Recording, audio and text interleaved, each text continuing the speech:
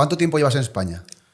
Llevo en España desde los 5 años. Desde los 5 años. Yo escapé de Rusia con 2. ¿Escapaste? Escapé de Rusia.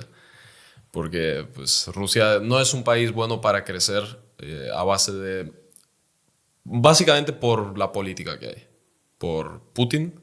Todos conocemos a Putin. Mi padre, en cuanto pudimos, nos fuimos de Rusia para... Pues nos dio una mejor vida. Bueno, ya estamos viendo lo que está pasando ahora en Rusia. No es un país libre para crecer, es una dictadura, se podría decir de esa forma, que igual que, por ejemplo, las personas que se van a vivir a Dubái, siento que es lo mismo que en Rusia. En Dubái tú tienes el sheikh Sí. que puede coger y de un día a otro cambiar una ley. O meterte en la cárcel. Oye, ¿te has portado mal? Te vamos a meter en la cárcel. O dijiste algo que no debes decir, te metemos en la cárcel. Lo mismo en Rusia. ¿Te has portado mal? Dijiste algo que no debes decir. Mismamente tenemos había otro candidato, sí, Navalny, sí, a presidente. Envenenado. Sí, hablaba mucho, molestaba al gobierno, molestaba a Putin. La gente ya se estaba moviendo hacia su lado. Da la casualidad que lo envenenaron. Y luego vuelve a Rusia, a la cárcel. Y luego en la cárcel se murió, se pudrió, básicamente. ¿Cómo puedes vivir en un país, cómo puedes criar a tus hijos en un país donde no hay libertad de expresión? No es un país donde pues quieras que tus hijos vivan. Mismamente España ahora mismo está moviéndose a ese lado. Está complicado. Sí, pero obviamente no es tan absurdo del estilo de... Te censuran diferentes partes, pero no es lo mismo que si...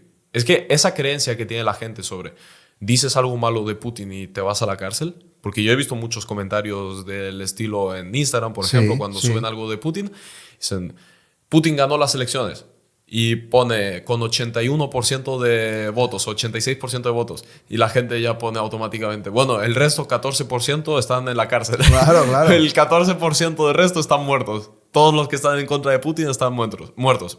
Pues eso es real. O sea, si tú coges, sales a la calle y empiezas a decir algo contra Putin, te meten una paliza. Vienen la policía y sí, o sea, no es un país libre, de libre expresión. Entonces nosotros, en cuanto pudimos, nos fuimos de ahí. Obviamente yo lo entendí más tarde eso. Claro. Y España, pues, dentro de lo que cabe, al menos hasta hace unos años era un país de expresión libre. Y técnicamente Europa debería ser eso. Claro. De libre expresión, sin censura, sin nada.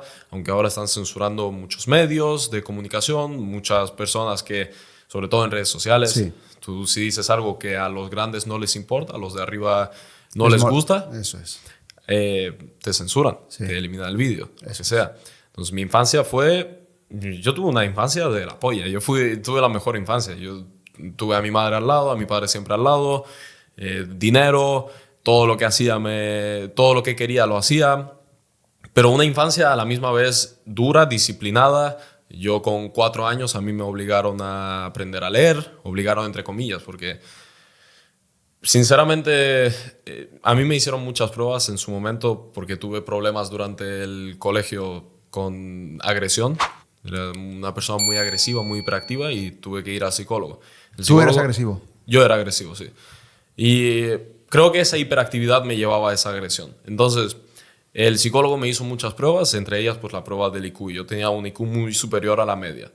Entonces, esa habilidad de lectura con 4 años tenía mucho sentido y mucha relación con ese IQ por encima de la media. Claro. Yo con 4 años aprendí a leer, con 5 años la tabla de multiplicar. Con 5 años me metieron en primero de primaria, un año antes que al resto de las personas. Entonces yo iba siempre avanzando muy por delante de lo que es la gente de mi edad. Todo ello pues tendrá parte de relación el IQ superior a la media y parte de relación que mis padres me trataron como un ratón de pruebas, siempre lo digo. Y fue un ratón de pruebas, el primer hijo de la familia siempre es el ratón de pruebas. Y ellos querían el mejor hijo.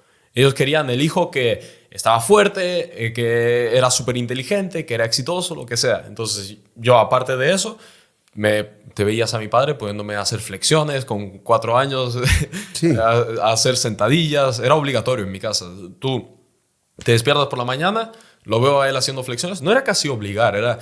Tu padre te da el ejemplo. Claro. Entonces mi padre está haciendo flexiones y sigue. Mi padre todos los días entrena 3-4 horas al día. Tiene 58 años ya. Wow. Entrena un montón. Entonces yo, de ver eso, empecé a hacerlo. Y en cuanto él vio que yo puedo hacerlo, ahí ya me empezó a obligar a hacerlo. Entonces yo tenía cosas obligatorias que tenía que hacer que luego formaron mi disciplina a largo plazo.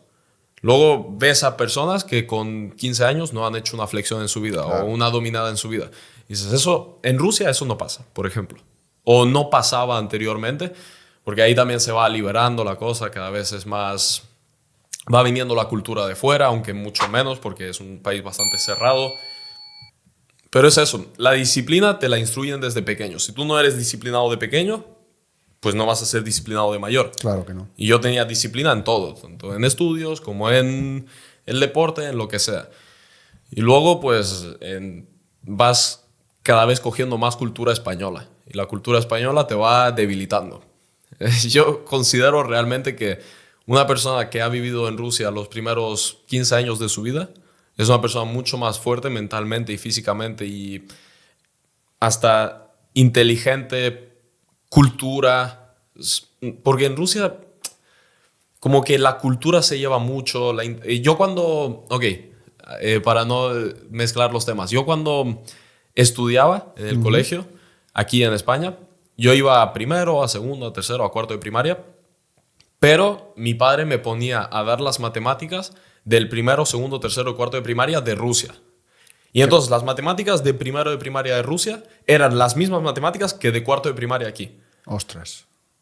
Y las de cuarto de primaria de Rusia eran las mismas matemáticas que de tercero de la ESO aquí. Entonces yo iba siempre adelantado en las matemáticas porque como que en Rusia las matemáticas son Muy una importantes. locura, muy importantes y desde muy pequeño te empiezan a enseñarlas. Luego, la cultura, la lectura. Hay un montón de autores rusos, Dostoyevsky, Tolstoy, que todos los niños están obligados a saber. Obligados. Es decir, tú vas a una conversación y pues te sueltan un chiste sobre algún libro de Tolstoy. Y tú si no lo conoces ya te tachan de inculto. Yeah. Luego aquí las personas lo único que han leído en su vida es el Quijote y de milagro que se lo han leído. Entonces siento que la educación, la disciplina, el deporte, cómo se te trata en casa en Rusia es mucho más extremo que lo que se hace aquí. Entonces mi padre, al haberme educado en gran parte con lo que es en Rusia, tengo la suerte de que iba siempre muy adelantado a la educación de aquí, en todos los aspectos. Y eso luego pues me llevó a que con muy temprana edad esté superior a la gente promedio de aquí, muy superior en todo. Claro, obviamente. ¿A ti te ha afectado a nivel relaciones esa disciplina, esa educación por encima del resto, ese nivel de IQ más alto? Me ha afectado mucho el tema de que era una persona bastante solitaria, sí. Era una persona que no me interesaba hablar con las personas de mi edad.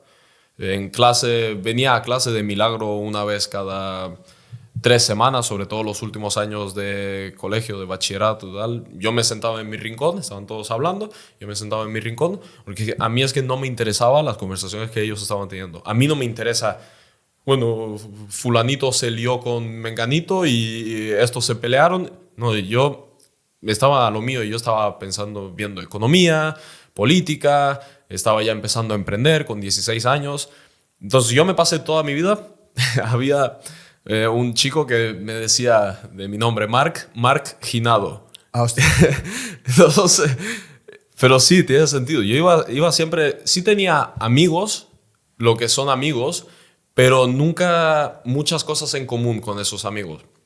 Entonces, no, era una persona bastante solitaria siempre, toda mi vida, y sigo siéndolo. Yo soy una persona que tengo mi grupo de 3, 4 amigos y como no me interesa casi nadie, pues voy a lo mío, a mi bola. Y eso obviamente te acaba afectando porque yo quería ser el popular también. O sea, no, quería ser el solitario, pero también quería ser el popular. Y eso no podía ser. Y eso no se podía combinar. Claro. Entonces, ¿cómo puede ser el popular? Pues empezando a decir tonterías en clase, empezando a llamar la atención, ¿no? A llamar la atención del profesor, de no sé qué.